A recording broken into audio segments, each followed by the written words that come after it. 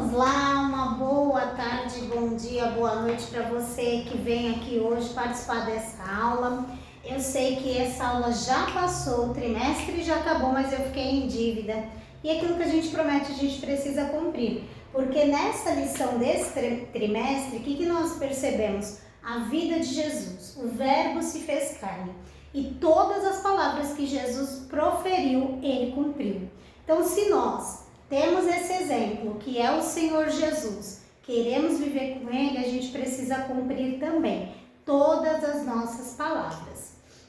E aqui hoje eu quero compartilhar com vocês um pouco aí, um resumo muito breve mesmo, da lição 10, da 11 e da lição 12 e 13. Hoje eu tô aqui na minha casa, então talvez você vai ouvir um barulho externo, né? Mas não deixa nada te atrapalhar não, vamos junto que vai dar tudo certo.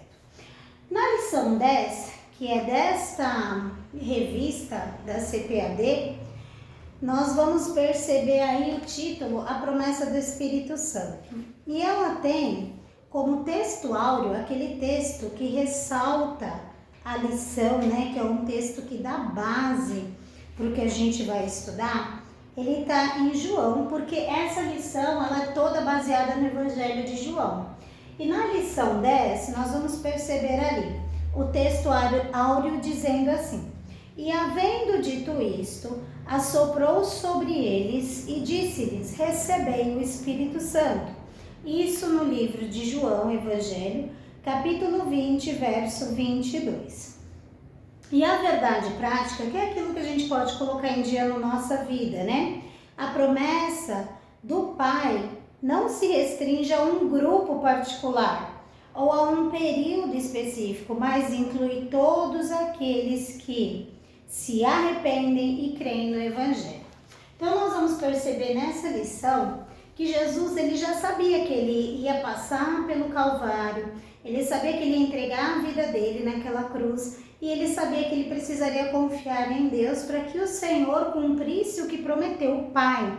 Ele veio fazer a vontade do Pai, então ele ia morrer na cruz e ele tinha, né, ele enquanto ser humano como nós, embora Jesus é Deus, o Filho de Deus, ele precisava crer realmente que o Pai prometeu, né? Você vai descer à mansão dos mortos, mas eu vou te tirar de lá.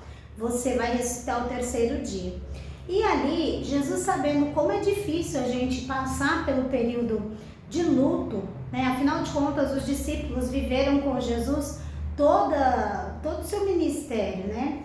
E nós, quando perdemos um ente querido, nós ficamos chateados, ficamos tristes, queremos até parar. Muitas vezes, quantas pessoas entram num luto e fica ali anos e anos e a vida para. E Jesus sabia como era difícil essa perda. Então ele preparou os seus discípulos. Como que ele preparou os discípulos? Num certo momento, ele chamou os discípulos para perto, assoprou sobre eles e disse que sobre eles estaria o Espírito Santo, como está dito em João 20, 20. E depois Jesus vai contando para eles. Jesus passa um período com eles e vai contando para eles que ele não deixaria os discípulos sozinhos, que ele enviaria um outro igual a ele, né, semelhante a ele, que era o Espírito Santo, e que eles deveriam crer nisso e aguardar, porque eles não ficariam sós. Então, nessa lição, nós vamos ver essa caminhada de Jesus explicando para os discípulos a respeito dessa vinda do Espírito Santo. E dessa maneira, a promessa foi dada e que bênção, porque ele cumpriu. O Senhor Jesus cumpriu lá em Pentecostes. Nós vamos ver no livro de Atos dos Apóstolos, nos primeiros capítulos, nós vamos ver algumas últimas orientações de Jesus junto dos seus discípulos. Ele sobe, né, ele é assunto ao céu, ele sobe para a direita do Pai e ali, depois de um período, realmente a promessa do Espírito Santo se cumpre. Então, tudo aquilo que Jesus Cristo prometeu, ele cumpriu. Então, eu e você, se queremos ter essa semelhança com o Pai através da vida de Jesus, não é? A gente precisa também cumprir nossas palavras, é muito importante. A lição 11 traz a intercessão de Jesus pelos discípulos. Irmãos, o que é interceder? Interceder é falar, pedir a respeito, rogar por alguém, né? E o texto áureo continua em João, no capítulo 17, agora no verso 3, e ele diz: E a vida eterna é esta, que conheçam a Ti por único Deus, verdadeiro, e a Jesus Cristo, quem enviaste. Então aqui nós vamos perceber que Jesus intercede pelos discípulos, que ele clama pelos discípulos, que ele roga ao Pai, porque Jesus foi homem como nós. Ele andou na terra, então ele sabe as lutas que a gente enfrenta.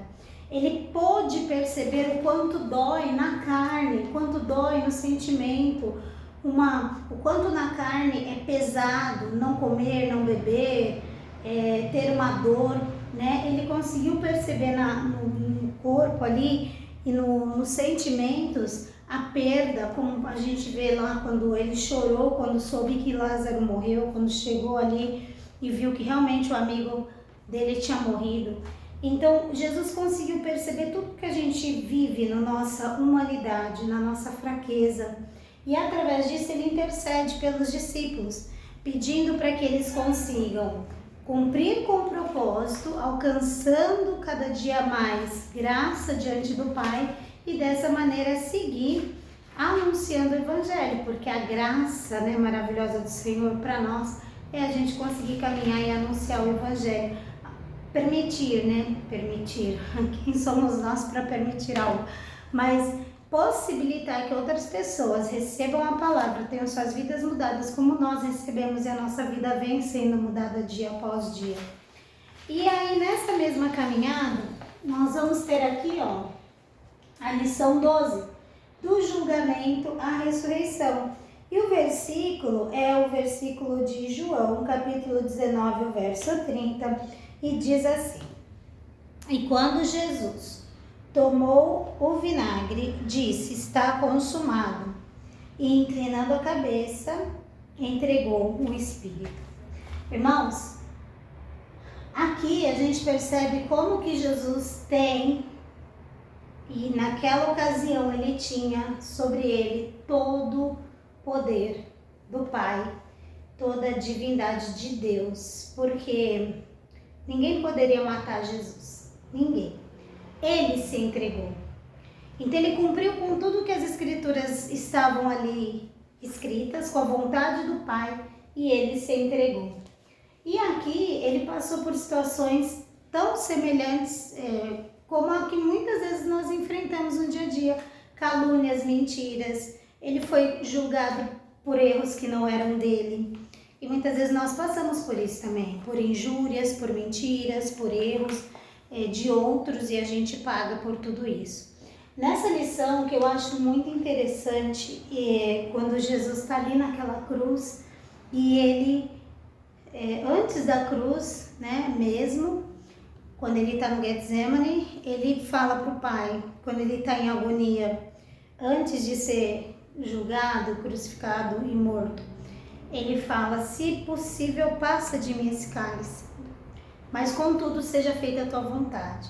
Por um momento eu fiquei pensando, meu Deus, ele conhece o Pai, porque ele veio do Pai, e ele é Deus como Pai, né? Cada um é uma pessoa, mas ele é Deus igual, na mesma essência. Mas ali naquela hora ele tinha que confiar no Pai.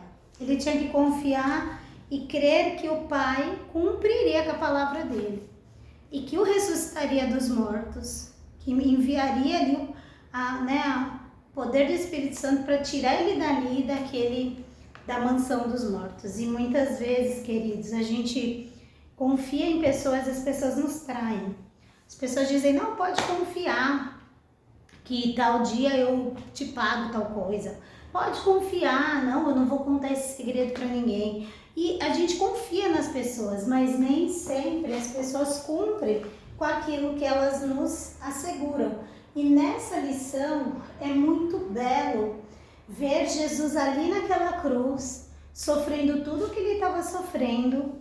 E talvez, não sei, porque a Bíblia não fala, mas eu estou pensando aquele sofrimento E quantas vezes no sofrimento a gente resmunga, a gente xinga, a gente reclama, e quando eu falo xinga não quer nem dizer que fala palavrão, né, conforme a gente presencia aí no mundo, mas a gente muitas vezes pragueja, reclama, murmura, né? E ali Jesus tem que entregar humildemente a sua vida, o seu espírito, confiando que o Pai cumpriria a promessa dele. E cumpriu, porque Jesus ressuscitou. Ao terceiro dia ele ressuscitou e ele apareceu para os seus discípulos, apareceu para Maria, apareceu para muitas pessoas, muitos viram Jesus. Não foi só os apóstolos, a Bíblia diz que ele ficou 40 dias após a sua ressurreição, indo e vindo entre o povo, aparecendo, voltando, dando últimas instruções, até que ele subisse para o céu. Então, aqui o Senhor cumpre ali seu chamado, propósito que ele tinha. E por último, a renovação da esperança, né? Quem tem esperança vive, né, em expectativa. No capítulo 20 do Evangelho de João, verso 26. E 8 dias depois, estavam outra vez os discípulos dentro e com eles Tomé. Porque até então Jesus já tinha aparecido para vários discípulos e Tomé ainda não tinha visto. E é quando a gente vê Tomé dizendo assim, eu só vou acreditar se eu tocar no lado dele, né? Por isso que a gente às vezes fala assim, não seja duvidoso como Tomé. E Jesus chegou e estando as portas fechadas, então estava tudo trancado, Jesus se colocou no meio dos discípulos e disse, paz seja convosco. E aqui é muito bonito, porque ele passa um período com os seus discípulos, dando instruções, ele aparece e fala, aí Tomé, você queria ver? Então põe tua mão aqui do meu lado e confirma pelas minhas chagas, pelas minhas feridas que sou eu mesmo. E isso tudo, essa lição, se você tiver oportunidade, lê com calma o Evangelho de João, porque nós vamos perceber que tudo isso que aconteceu aqui é um breve resumo das últimas lições. Se você quiser o PDF dessa revista, para você estudar de novo com calma, pode me mandar uma mensagem, né? Seja pelas mensagens mesmo, ou como você preferir, né? Às vezes eu costumo colocar meu e-mail ali, mas você pode deixar uma mensagem na rede social que eu te mando o PDF para você estudar. Irmãos, como é precioso perceber que esse evangelho mostra Jesus tal qual ele foi na sua humanidade, né? O verbo que se fez carne, e o quanto em tudo que ele prometeu ele cumpriu, e o quanto que ele consegue de repente entender, sim, porque quando a gente sente uma dor, uma tristeza, a nossa parte é falar com Deus, porque ele consegue entender, Jesus consegue entender as nossas dificuldades e ele nos traz esperança. Que esperança é essa? Ele prometeu que não nos deixaria sozinhos. Ele disse, olha, eu tenho que subir para o Pai, eu preciso ir para o Pai, porque se eu não for para o Pai, eu não tenho como enviar o Consolador. Mas eu vou preparar a morada, depois eu vou voltar e eu vou buscar vocês para morarem comigo, mas enquanto isso, eu vou deixar vocês aí bem cuidados com um Consolador, um outro igual a mim, igual a Jesus, que também é Deus, e que intercederá por vocês, que vai dirigir vocês, vai falar no coração de vocês, e ele cumpriu. Queridos, então eu quero em nome de Jesus fazer uma oração, pedir para Deus acalentar nossa alma, fortalecer o nosso espírito, direcionar as nossas ações, para a gente avançar em direção a evangelizar, ganhar almas, falar do amor de Deus, porque é isso que importa, meu irmão, é isso que importa. Se a gente conquistar coisa nessa terra é muito bom, aleluia, glória a Deus, quem não quer, né, ter condições de não depender, de trabalhar arduamente, até porque a palavra de Deus diz que o Senhor, ele nos abençoa enquanto dormimos, né? Mas o mais importante é falar do amor de Deus e dar um bom testemunho. Jesus é o testemunho fiel, que a gente possa seguir ele. Então, curva a sua cabeça, abra o teu coração. Nessa oração, vamos colocar os nossos propósitos, planos e, acima de tudo, o desejo de servir a Deus. Senhor Deus querido e amado, é na Tua presença que nós colocamos, ó Pai, a nossa oração, depositamos a nossa certeza. Pai, em nome de Jesus, eu não sei, Pai, eu não sei a quem vai chegar esse vídeo, qual é a necessidade, qual é a situação dessa pessoa, mas o Senhor sabe. E com Teu poder maravilhoso alcança, liberta, cura, restaura. Segundo, meu Pai, a humanidade de Jesus que passou por tudo aquilo que nós vivemos, muitas vezes as nossas aflições, as nossas dores, as nossas incertezas, os nossos medos, tudo aquilo que o ser humano muitas vezes tem, meu Deus, em si, porque é de carne, é ser humano, Jesus vivenciou e por isso Ele sabe as nossas realidades, as nossas adversidades. Eu quero te pedir que gentilmente, Pai, o Senhor possa nos alcançar, nos libertar, tirar do cativeiro aquele que se encontra amarrado, libertar aquele, Pai, que quer sair de um vício, que quer sair, meu Pai, de uma situação que virou já até, meu Deus, chocarrice, vergonha. Pai querido, em nome de Jesus, entra com providência.